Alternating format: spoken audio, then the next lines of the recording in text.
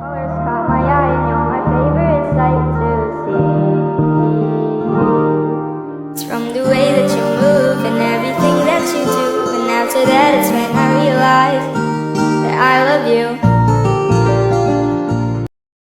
Belajar dan pembelajaran. Pembahasan kali ini adalah teori belajar pembelajaran. Ada 5 teori belajar pembelajaran, yaitu 1. Teori deskriptif dan perspektif, 2. Teori belajar behavioristik, 3. Teori belajar kognitistik, 4. Teori belajar monistik, dan 5. Teori belajar konstruktistik. Yang pertama, teori belajar deskriptif dan preskriptif. Teori belajar deskriptif adalah teori yang menjelaskan tujuan dari proses belajar, sedangkan teori pembelajaran preskriptif adalah teori yang mengutamakan tujuan optimal dari metode pembelajaran. Yang kedua, teori belajar behavioristik. Imroy mengemukakan bahwa teori behavioristik belajar dari suatu kontrol instrumental yang berasal dari lingkungan. Pendidik mengkondisikan sedemikian rupa sehingga pembelajar mau belajar. Tujuan pada teori ini, seseorang dianggap telah belajar sesuatu jika ia dapat menunjukkan perubahan tingkah lakunya. Menurut teori ini, yang terpenting adalah masukan atau input yang berupa stimulus dan keluaran atau output yang berupa respon. Tokoh-tokoh yang mengemukakan teori belajar behavioristik. Yang pertama, Pavlov menyatakan proses di mana suatu stimulus atau rangsangan yang awalnya tidak memunculkan respon tertentu diasosiasikan dengan stimulus kedua yang dapat memunculkan. Hasilnya, stimulus pertama pun dapat memunculkan respon. Yang kedua, Guthrie. Asas belajar Guthrie yang utama adalah hukum continuity, yaitu gabungan stimulus yang disertai suatu gerakan. Pada waktu timbul kembali cenderung akan diikuti oleh gerakan yang sama. Yang ketiga, Watson mendefinisikan belajar sebagai proses interaksi antara stimulus dan respon. Namun, stimulus dan respon yang dimaksud harus berbentuk tingkah laku yang dapat diamati atau observable dan dapat diukur.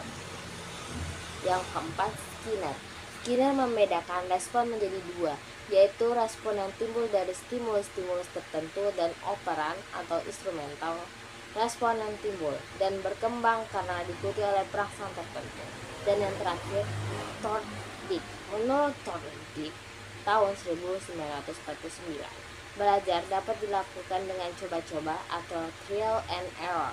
Mencoba-coba ini dilakukan manakala seseorang tidak tahu bagaimana harus memberikan respon atas sesuatu.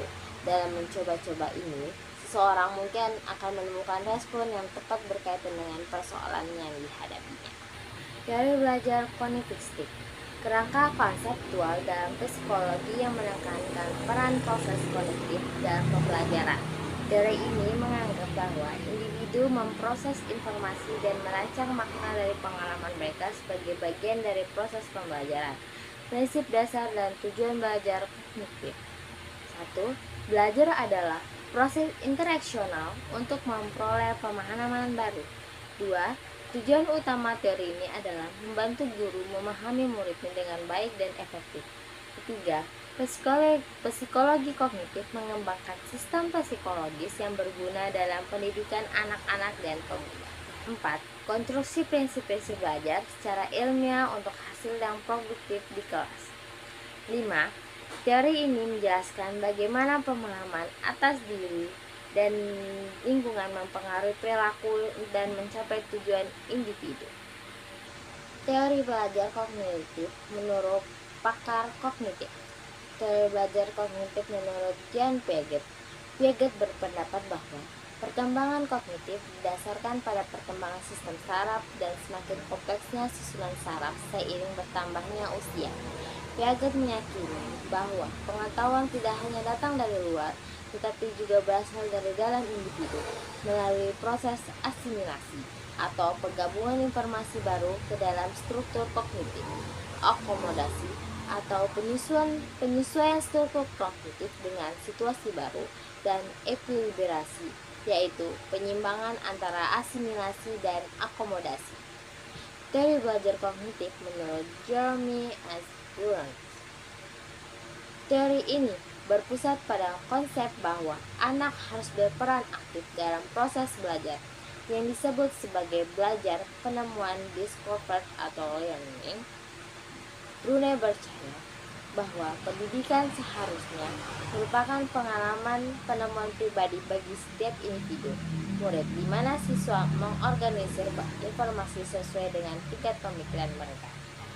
Dalam pandangan Brunner, belajar yang bermakna dan memiliki struktur informasi yang kuat hanya dapat terjadi melalui belajar penemuan, di mana siswa aktif mengidentifikasi prinsip-prinsip kunci secara mandiri, bukan hanya menerima penjelasan dari guru.